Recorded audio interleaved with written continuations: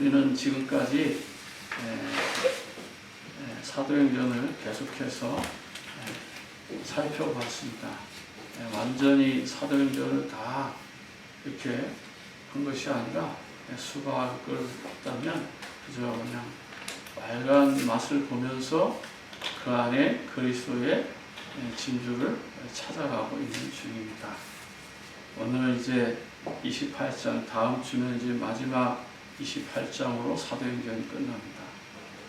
사도행전은 28장으로 끝나지만은 사도행전은 멈춘 것이 아니라 지금도 계속 진행 중인 것입니다. 그래서 저와 여러분은 29장에 사도행전적 삶이 기다리고 있습니다. 그 일에 여러분들이 증인으로 나가는 것입니다. 오늘 죽음을 겪은 이 바울과 많은 사람들이 지금 멜리데라고 하는 섬에서 지금 머물게 됐습니다. 바울은 이곳에서도 여러 가지 사건을 통해서, 이적을 통해서, 또한 기도를 통해서 예수가 그리스도라는 복음을 증거하고 있는 것입니다. 주님의 뜻은 항상 그렇잖아요. 너희는 가서 모든 족속을 제자로 삼으라는 것이니까요. 주님의 뜻은 너희가 증인이 되어질 것이라고 하는 것입니다. 그 말씀에 우리가 성취될 언약의 발걸음인 것입니다. 그래서 우리는 근원적 축복이 있는 겁니다. 그래서 하나님 주신 근원적인 축복이 있는 겁니다. 거기에 맞춰서 시대적인 축복이 있는 겁니다. 그래서 하나님이 주신 그 시대마다 허락하신 성도들에게 주신 축복이 있는 거예요. 그리고 아무도 가져갈 수 없는, 아무도 빼앗을 수 없는 불가항력적인 축복이 우리에게 주어진 것입니다. 그리고 다른 사람을 뛰어넘을 수 있고 다른 사람이 뛰어넘을 수 없는 대표적인 축복이 우리에게 주어진 겁니다. 그래서 저와 여러분은 영원한 언약, 영원한 축복을 가지고 출발한 겁니다. 그렇기 때문에 여러분은 성공하는 프로그램 안에서 출발합니다. 하나님이 그렇게 만드신 거예요. 근데 우리가 스스로 약해지고 나약해지고 좌절해지는 것은 하나님의 뜻이 아닙니다. 하나님의 뜻은 나약한 환경 속에서 빛을 발합니다. 어둠 가운데서 소망으로 나가는 겁니다. 절망 가운데서 희망을 갖는 거예요. 다 무너진 땅을 다시 회복하는 것이 하나님의 뜻입니다. 그래서 이스라엘 백성들이 또 초대교회 성도들, 교회사의 수많은 그리스도의 증인들이 죽을 것 같고 무너질 것 같고 절망할 것 같고 완전히 다 망한 것 같지만은 하나님의 성도의 교회는 아직까지 그 예수 그리스도의 피의 언약이, 복음의 언약이, 그리스도의 언약이 흘러가고 있는 것이다. 여러분, 많은 학자들은 사도행전을 한마디로 정의하면 전도행전이고 성령행전이라고 말하는 겁니다. 왜냐하면 사도행전의 전도는 대부분 성령께서 하셨기 때문입니다. 사람이 하는 것이 아니라 성령께서 하셨기 때문에 그렇습니다. 우리는 한 가지 잊지 말고 기억하면서 살아가야 됩니다. 우리의 전도와 우리의 선교는 하나님 주신 천명, 사명, 소명 속에서 감당하는 거예요. 내가 하는 것이 아닙니다. 자꾸만 내가 뭔가를 하려고 하니까 자꾸만 환경을 보게 되고 숫자를 계산하고 또 높은 지위를 계산합니다. 돈과 명예와 부귀와 영화를 생각하는 거예요. 진정한 그리스도의 삶은 그걸 뛰어넘어야 됩니다. 하나님이 돈을 주시면 좋고 안 주어도 좋은 거예요. 하나님 우리를 높여도 좋고 낮추게 하셔도 좋은 거예요. 그래서 바울이 말하는 거잖아요. 자족하는 삶이라는 거. 빌립보서 4장 10절과 13절에 바울이 말하는 것이 그 자족하는 삶, 좋을 때도 있고 나쁠 때도 있고 높을 때도 낮을 때도 있고 슬플 때도 있고 기쁠 때도 있고 건강할 때도 있고 병들 때도 있고 많이 가질 때도 있고 적게 가질 때도 있고 배고플 때도 있고 배부를 때도 있고 인생의 삼라만상에 펼쳐지는 수만 가지의 모든 것을 다 누릴 수 있다라는 거예요. 그게 복음의 능력인 거예요. 근데 우리가 그걸 못 누리는 거죠. 그때서부터 새로운 갈등과 새로운 어려움과 새로운 문제 앞에 실망하고 낙심하는 거예요. 사람 보고 실망하는 거예요. 앞으로 조금 있으면 사람 보고 실망하는 일들이 이제 곧 막 나올 거예요. 속지 마세요. 그분도 신이 아닙니다. 위대한 사람, 성공한 사람, 그들도 신이 아닌 거예요. 오늘 바울을 신이라고 하잖아요. 적어도 이렇게 신이라는 소리를 들어야 돼요. 복음 때문에 신이라는 소리를 들을 만큼 전도자가 돼야 돼요. 그러나 하나님은 아니잖아요. 바울이 예수 그리스도는 아니잖아요. 그런데 사람들은 바울 보고 뭐라고 말해요? 신이라고 말하잖아요. 신입니까? 아니죠. 그거는 그 불신자들이 관점에서 보니까 자기들의 수준 이상의 모습을 봤기 때문에 그를 마치 신이라고 착각하는 것이죠. 그런 영적인 권위가 회복되어야 됩니다. 지금 이 시대에 흘러가는 이 복음의 능력 속에서 저와 여러분들의 영적인 반석의 권위가 세워진다라는 것입니다. 오늘 멜리데의 섬에서 바울을 어떻게 하나님 높이시는지 한번 보겠습니다. 우리가 1절, 2절을 통해서 먼저 생각해야 되는 것은 뭐냐면 바울이 난파된 배에서 유라굴로라고 하는 그 광풍을 통해 가지고 배가 부서진 후에 로마에서 약 500km 이상 적어도 여기서 서울, 부산, 여기서 워싱턴 정도 거리 떨어져 있는 이름 모르는 섬에 지금 도착하고 있는 일행 항해가 불가능한 겨울을 나기 위해서 적어도 이 그레데 섬에서 서쪽으로 60km 이동해가지고 베니스까지 가려고 했지만 가지 못하고 750km나 떨어진 지금 멜리데 섬, 현재로는 몰타 공화국이죠. 이 몰타 공화국에 그들이 지금 도착한 겁니다. 한마디로 말하면 바다 한가운데 섬이에요. 이 몰타에 이렇게 도착해서 있는 겁니다. 그리고 하나님이 반드시 한 섬에 걸리라고 한 그 언약, 사도행전 27장 26절에 그 말씀대로 지금 도착한 거예요. 그 말씀이 그대로 성취된 것이죠. 그런데 여기서 바울은 독사에 의해서 손이 물립니다. 이 독사에 물리면 곧바로 죽는 거예요. 그렇게 맹독을 가진 그런 독사에게 오늘 물리게 된 겁니다. 자, 거기 보니까 그래서 우리가 구조된 후에 앉은 그 섬은 멜리데라 하더라. 비가 오고 날이 참에 원주민들이 우리에게 특별한 동정을 하여 불을 피워 우리를 다 영접하더라. 참 좋은 분들을 만난 거죠. 바다에서 표류해가지고 한 섬에 도착한 걸 알고 그들이 죽음 가운데서 빠져나온 것을 알고 그들을 따뜻하게 맞아주는 겁니다. 이것이 저 불신자들에게만 있는 것이 아니고 우리 신자들이 그리스도인들이 가져야 될 최고의 축복입니다. 그래서 마태복음 7장에 정말 남을 대접하는 것이 기독교의 황금률이잖아요. 우리가 누구를 대접하는 것, 대접받는 것보다 대접을 하는 것이 기독교의 황금률입니다. 그래서 저와 여러분들은 섬기는 자세 속에서 사는 거예요. 그런 믿음의 축복을 사는 거예요. 저는 항상 그렇습니다. 제가 자랑하는 것이 아니라 누구를 만나든 제가 대접하는 자리에 있으려고 합니다. 대접을 받는 자리가 아니라 대접을 하는, 목사라고 해서 대접을 받는 자리가 아니라 정말 많은 사람들을 대접하는, 섬기는 그런 것이 하나님 주신 은혜인 겁니다. 그래서 하나님이 주신 것을 우리가 누리는 거예요.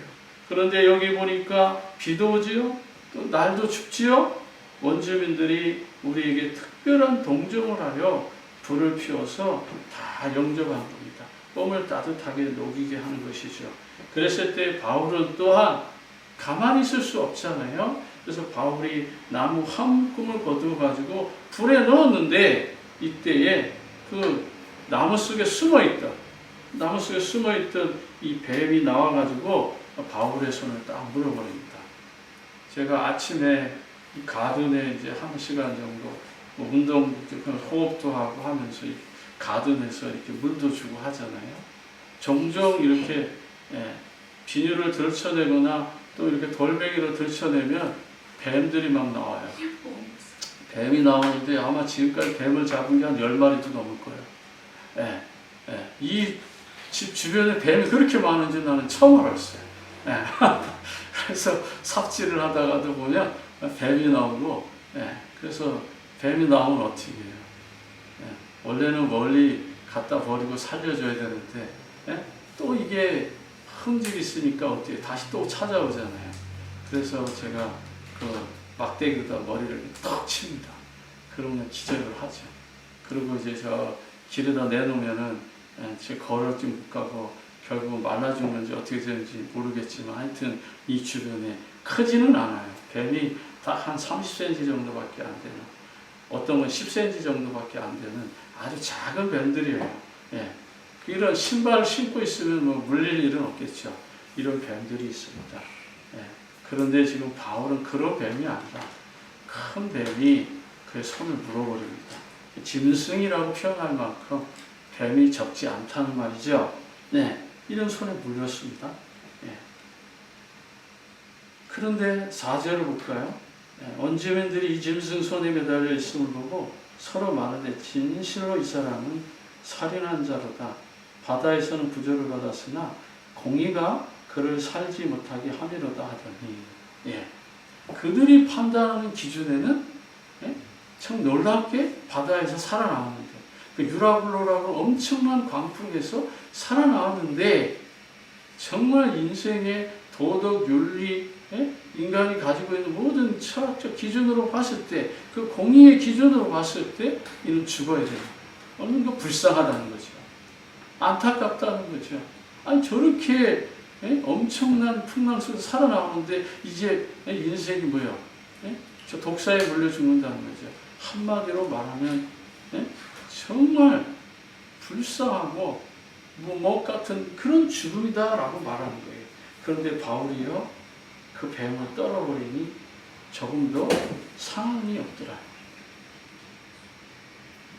조금도 상한 것이 없는 거예요. 뱀에 물렸지만 상한 게 없는 거예요. 그러니까 이제 그들이 조금 있으면 쓰러질 거다고 이렇게 딱 관찰하고 있는 거죠. 기다리고 있는 거예요. 저는 어려서 뱀에 물린 아버님을 봤습니다. 아버님이 일을 갔다 나오는데 저희 집이 이렇게 대천 이렇게 큰 집인데 계단으로 이렇게 돼 있어요. 계단 밑에 돌에 숨어 있다가 아버님이 지나가는데 그 발을 물어가지고 발을 붓는 걸 봤습니다. 무서워요. 뱀에 물리면은, 독사에 물리면. 근데 그 어떤 사람은 그 독사의 독도 이기는 분들이 있어요. 병원에 가시자니까 아버님은 자기는 뱀에 많이 물려봐서 갈 필요가 없다는 거예요. 그래서 한 일주일 지나니까 진짜인지 다른 사람과 다르게 아버님은 그 독사의 독을 이기더라고요. 그러면서 그 풀리는 걸 저는 봤어요. 지금 현실적 어디서 본 거예요. 병원에 안 가셨어요. 그래서 다들 막 걱정을 했는데 스스로 말씀을 하시더라고요. 난 여러 번 뱀에 물려서 뱀독을 이길 수 있다고 그렇게 말씀을 하시더라고요. 그런 분도 있어요. 그렇지만은 보편적인 사람들은 어떻게 하죠? 거의 병으로 달려가요. 근데 바울은요, 담대합니다. 사람들은 기다려요. 조금 있으면 쓰러질 거야. 기준이 있단 말이죠. 저 뱀에 물렸을 때 일정한 시간이 되면 쓰러진다는 것을 알고 있는 거죠. 그러니까 6절에 그렇게 말하는 거예요. 그가 붙든지 혹시 갑자기 쓰러져 죽은 줄 기다렸다가 오래 기다려도 그에게 아무 이상이 없음을 돌이켜 생각하여 말하되 그를 신이라더라. 뱀에 물려 안 죽으니까 사람들은요 신이라고 말할 정도로 바울이 지금 높아졌어요. 복음 전하기 딱 좋잖아요. 여러분, 제가 하나 얘기를 더 하면요, 어려서 저는 저희 집에서 구슬하는 걸 많이 봤어요. 어느 날 그거는 아무 때나 하는 게 아니에요. 집안에 아주 중대한 병이 있거나 큰 어려움이 있을 때 신할머니가 오셔서 작두에서 춤을 춥니다. 그래서 작두무당이라고 해요. 아침서부터 아버님이 그 작두단을 정말 날카롭게 갑니다.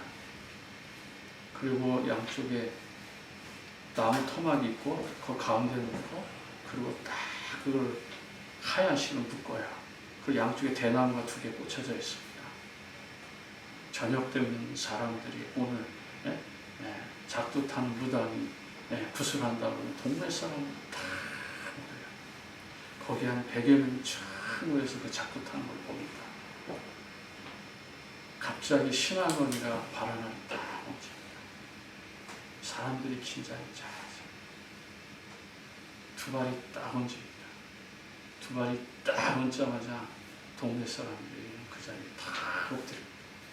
여러분,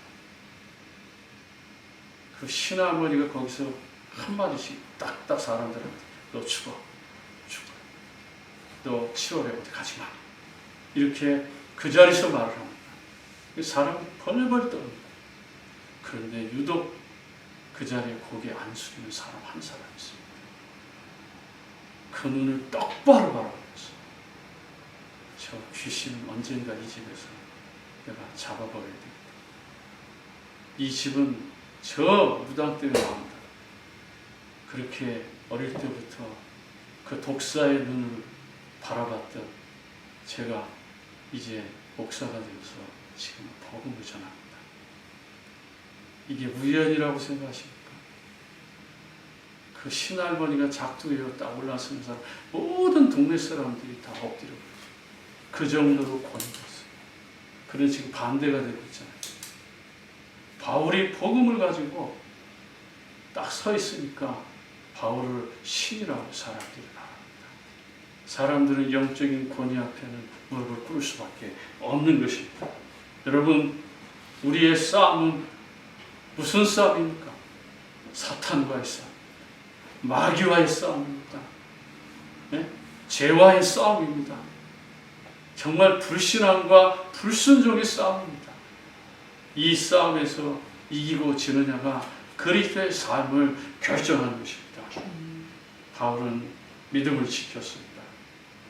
독사에 물렸을지라도 하나님이 나를 치유할 것을 믿었던 것입니다. 마가복음 16장 15절 20절에 분명히 말씀하잖아요. 뱀과 정갈을 무슨 독을 마실지라도 해를 입지 않게 하겠다고 하는 뱀에 물릴지라도 죽지 않겠다라고 하는 그 약속의 말씀이 있는 거예요. 우리가 믿음으로 나갈 때에 불가능이 없는 것입니다. 그러나 그렇다고 해서 우리가 만용적으로 긍정적인 사고로 사는 것이 아닙니다. 정말 믿음의 삶이라는 게, 믿음의 선택이라는 것이 있다라는 것입니다. 우리는 환경에 그래서 너무 많이 속습니다. 우리가 어떤 환경에도 속지 않는 믿음의 삶이 이루어지길 바랍니다. 2번째는요, 멜리덴의 섬에서 원주민들을 치유하는 바울입니다. 독사 사건은 이 섬에서 가장 높은 사람 보블리오의 관심을 끌기에 충분했습니다. 많은 토지를 사용했고 또 그 많은 토지를 갖고 있고, 그래서 그 많은 사람들을 자기 집에 영접하여 사흘이나 친절하게 도와줍니다. 7절에 보니까 이 섬에서 가장 높은 사람 복을 내오라 하는 이가 그 근처에 토지가 있는지라 그가 우리를 영접하여 사흘이나 친절히 머물게 하더니 이 사람들은 다 동기가 있어요. 친절하게 하는 데 동기가 있고 사흘이나 자기 집에 묵게 하는 것이 정말 복음 때문에 돕는 게 아니라 그 다음이 중요합니다. 미국에 살면요 많은 사람들이요 동기를 가지고 시작합니다. 목사의 동기는 뭐죠? 여러분들을 친절하게 하고 여러분들을 잘 베풀어서 뭐죠? 예수 그리스도를 믿게 하는 거예요. 복음을 깨닫게 하는 게 목사의 동기입니다. 그러나 보편적인 사람들의 동기는 뭐죠? 다 계산이 있습니다. 그거에는 다 물질적인 계산, 이익과 손해를 따지는 계산, 그런 계산을 하고 있다는 것입니다. 복음은 계산하면 안 돼요. 복음은 적다 많다 계산하는 게 아닙니다. 하나님이 100% 은혜를 주셨기 때문에 우리는 100% 은혜로 살고 은혜로 베푸는 거예요. 그게 진정한 그리스도의 복음입니다. 8절 보세요. 복을 내원에 붙이니 열병과 이질에 걸려 누워있거든. 바울이 들어가서 기도하고 그에게 안수하여 낫게 한다. 바울의 기도를 통해서 그에 붙인 아버님이 열병과 이질이 치유가 되는 거예요. 참 놀랍지 않아요? 왜 이분이 이렇게 사흘 동안 초청을 했을까요? 아니, 독사에 물려도 안 죽은 저 사람이라면 얼마든지 가치가 있어 보이잖아요. 또 자기 집에 아버님은 또 아프고 있고 그래서 친절하게 돌보아서 자기 아버님을 치유하게 하는 거예요. 때로는 나쁜 것 같지만 때로는 이것도 지혜의 방편에 속하는 겁니다. 세상 사람들의 지혜입니다. 이런 지혜도 활용할 줄 아는 그러한 전도자의 삶이 되는 것입니다.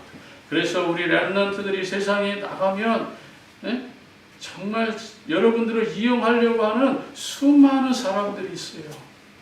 그들에게 속아주고 넘어가주고 그들과 함께 하면서 정말 하나님이 원하는 삶이 무엇인지를 정직하게 아름답게 이끌어 나갈 때에 그리스도의 삶이 드러나는 것입니다. 여러분들을 통해서 예수가 그리스도라는 이 복음이 완성되어지는 것을 하나님이 기뻐하시는 거죠. 그래서 우리는 항상 어디를 가든지 믿음의 관점에서 생각하고 믿음의 관점으로 판단하고 선택하는 것입니다. 더 자세히 말하면 복음이 유익한 쪽으로 그리스도가 정말 드러나는 쪽으로 하나님의 영광이 나타나는 쪽으로 우리의 삶을 선택하고 우리가 말하고 행동하고 결정할 때 하나님의 영광이 임하는 것입니다. 10절에 보니까 그로 인하여 이제 대접하고 떠날 때에 바울과 함께 가는 모든 사람의 쉴 것을 실었더라. 은혜에 보답하는 거예요. 복음을 받았으면 하나님 앞에 우리가 감사한 거죠. 그런데 이 사람들은 복음을 통해서 치유가 됐어요. 가정이 회복되고 경제가 회복되고 여러분의 삶이 회복됐다면 하나님 앞에 당연히 대접하는 것이 당연한 거예요. 그래서 기독교의 황금률은 정말 다른 사람을 잘 대접하는 것이다. 우리가 정말 섬김을 받기 위해서는 섬겨야 돼요. 대접을 받기 위해서는 먼저 대접을 하는 거예요. 이런 은혜의 축복이 여러분들에게 일어나기를 부탁합니다. 세 번째는 주님의 말씀대로 로마에 이제 도착하게 됩니다. 로마에 도착하는 이 삶을 한번 볼까요? 12절 13절입니다. 바울의 항해는 위기 속에 있었습니다. 그러나 12절에 보면 수리구사에서 레기온을 지금 지나가고 있는 거예요. 수리구사에 대고 사흘을 있다가 거기서 둘러가서 레기온에 이르러 하루를 지난 후 남풍이 일어나므로 이튿날 보디올에 도착했다라고 하는 것입니다. 보디올, 또 다른 지명이 뭔지 아세요? 여러분 폼페이예요. 이 폼페이, 여러분 AD 79년 8월 24일 날 베수비오사는 그렇게 크지 않은 산인데 거기에 화산 폭발로 약 2만 명이 순식간에 묻혀버립니다. 그 당시에 묻혀있는 것이 지금 화석으로 남아있는데, 예? 마차의 길, 예? 또 징검다리 길, 인도, 예? 이런 길들이 되게 잘 되어 있었어요. 그리고 목욕탕 시설, 예? 또 사창가에서 예? 했던 향락가의 그 시절이 되어져 있는 모습들, 다양한 모습들이 거기에 남아 있습니다. 폼페이 유적에서 가장 있는 것이 바로 도로라고 합니다. 징검다리, 인도 횡단보도, 또 마차도로까지 있는 그 도시에 정말 확실하게 석고로 지금 남아 있어요. 특히 이곳에 여행객도 많고 항구라서 유흥가, 사창가 등 향락가로 숙식할 여관들이 많았습니다. 이런 유물들이 나옵니다. 바울은 로마서 기록을 AD 53년에 했어요. 사도행전은 약 한 60, 70년대에 했습니다. 그렇다면 얼마 안 있다가 이 폼페이 사건이 난 거죠. 바울이 순교 후에 얼마 안 있다가 이런 놀라운 화산 폭발이 일어납니다. 여러분, 바울이 간절히 보기 원했던 그 로마에서 누구를 만나고 싶어 할까요? 그가 그동안 남겨놨던 제자들. 예, 저도 마찬가지예요. 항상 이곳에 있지만 이 미국 땅 안에 또 한국에 돌아가면 저에게 복음받는 제자들이 항상 나와 있습니다. 이런 제자들을 통해서 하나님이 이끌어가는 것을 지금까지 저는 경험하고 있는 겁니다. 여러분, 무엇을 남기려고 합니까? 네, 어느 날 주은이하고 제자들을 한 20여 명 만났는데 주은이가 항상 물어봐요. 장모님, 우리 아빠가 옛날에 스승만 마시세요? 아빠한테 복음 받으셨어요? 항상 이런 걸 물어봐요. 왜요? 미국에 와서 보니까 어떤 때는 성도들이 막 70명, 100명 됐을 때는 그런데 어떤 때는 뭐 30명 미만으로 내려오기도 하고 어떤 때 10명 미만으로 내려오기도 하고 지 어린 눈으로 봤을 때는요, 자기 마음에 안 드는 거예요, 아빠가. 그러니까 막 물어보고 다니는 거예요. 미국의 삶이라는 게 그렇게 쉽습니까? 쉽지 않아요. 또 미국의 이민자 목회는 더 쉽지 않아요. 그러나 하나님께서는 여기까지 인도하셨잖아요. 감사하지 않아요? 저는 아무리 생각해도 제 수준과 제 능력으로 여기 이렇게 섰다는 거, 이게 하나님의 은혜입니다. 바울이 그 여정을 통해서 죽음의 고기를 수십 번 넘기면서 지금 로마에 들어와서 제자를 만나는 그 기쁨은 어떤 기쁨일까요? 저는 이해가 되고 상상이 됩니다. 여러분, 복음 때문에 어려움 당해봤습니다. 복음 때문에 사람들에게 망신당하고 짓밟혀 본 적 있습니까? 복음 때문에 여러분 굴욕을 참아냈던 때도 있었습니다. 그러나 예수가 그리스도라는 정확한 복음 앞에 우리는 그 무엇도 비교할 수 없는 것입니다. 여러분, 똑같은 죽음이지만 이왕이면 복음 때문에 복음을 위해서 살다가 죽는 것이 가장 가치 있는 인생 아니겠습니까? 네. 그래서 로마서 1장 9절과 12절에 그렇게 말씀합니다. 로마서 1장 9절 12절 한번 볼게요. 내가 그의 아들의 복음 안에서 내 성령으로 섬기는 하나님이 나의 증인 되시거니와 항상 내 기도에 쉬지 않고 너희를 말하며 어떻게 하든지 이제 하나님 뜻 안에서 너희에게로 나아갈 좋은 길 얻기를 구하노라. 참 멋지잖아요. 이렇게 위험천만한 길을 돌아서 로마에 들어왔는데도 불구하고 그의 중심 속에 있는 사명은 멈추지 않습니다. 더 나아가길 원하는 거예요. 어디까지? 가이사 앞으로. 세계복음화로 나아가길 원하는 거예요. 어쩌면 더 스페인까지도 가기를 원하는 그 마음이 아직도 남아있는 것이죠. 11절 보세요. 내가 너희 보기를 간절히 원하는 것은 어떤 신령한 은사를 너희에게 나누어 주어 너희를 견고하게 하려 하니 이는 곧 내가 너희 가운데서 너희와 나의 믿음으로 말미암아 피차 아니함을 얻으려 하리라. 독불장으로 바울 혼자 외로운 싸움을 했지만 그 바울의 제자들과 함께 평안과 안식과 기쁨과 축복을 나누는 믿음의 삶입니다. 이것이 진정한 포럼이에요. 복음 안에서 포럼. 그리스도 안에서의 포럼이 회복되는 것입니다. 이렇게 하나님께서는 바울의 천명을 다하게 하십니다. 이제 말씀을 정리합니다. 역사적으로 오디오를 폼페이로 합니다.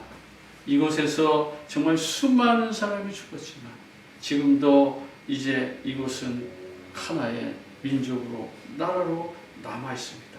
그러나 저와 여러분들이 다 같은 죽음이 아니라 하나님의 그 영광을 위해서 나아가야 될 죽음이 있음을 우리는 고백합니다. 14절 보겠습니다.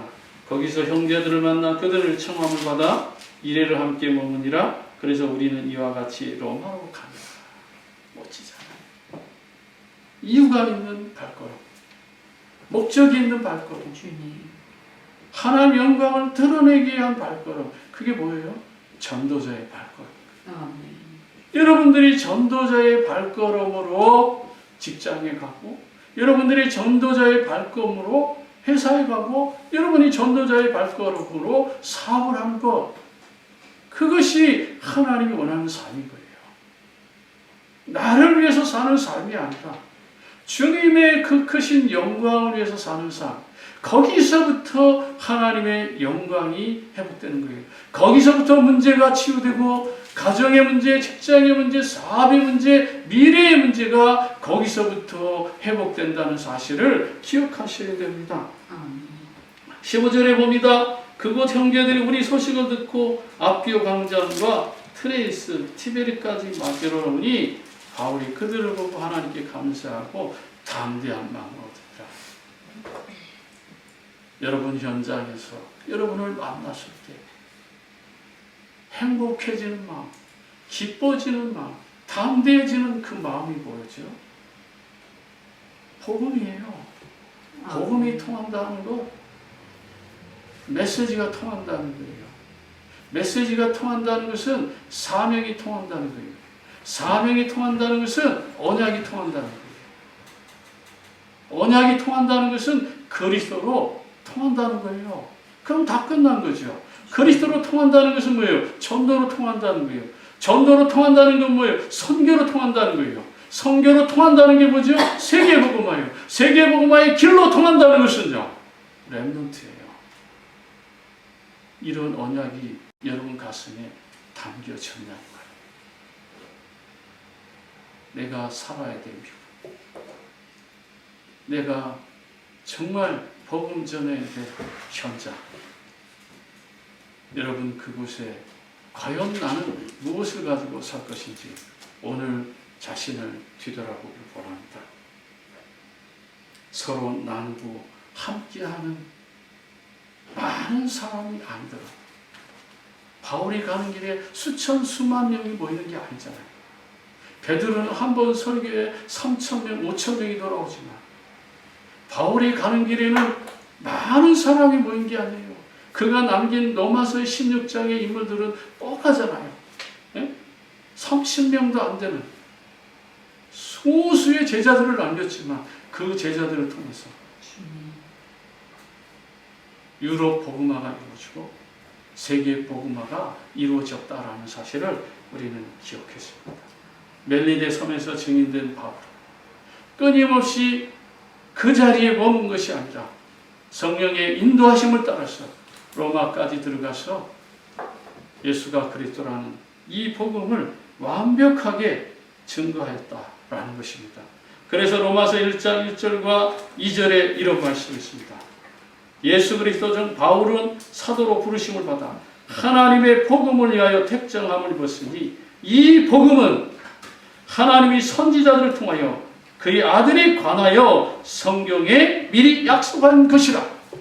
정확한 성경적인 언약을 그가 가지고 있었고, 이 복음은 아브라함과 다윗의 자손으로 연결된 예수가 그리스도라는 완전한 복음을 가지고 땅끝까지 이르러 전도자의 삶을 이루었던 바울의 신앙을 따라서 여러분도 오늘 하루도 남은 생에도 흔들림이 없이 믿음의 역사를 이루어가는 전도자들이 되기를 진심으로 축복합니다. 기도하겠습니다. 하나님 아버지, 은혜와 사랑 감사합니다.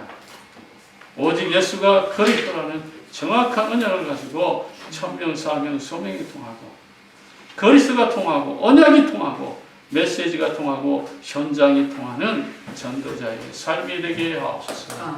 모든 영광을 주께 돌리며 우리 구주 예수 그리스도 이름으로 기도합니다. 아멘.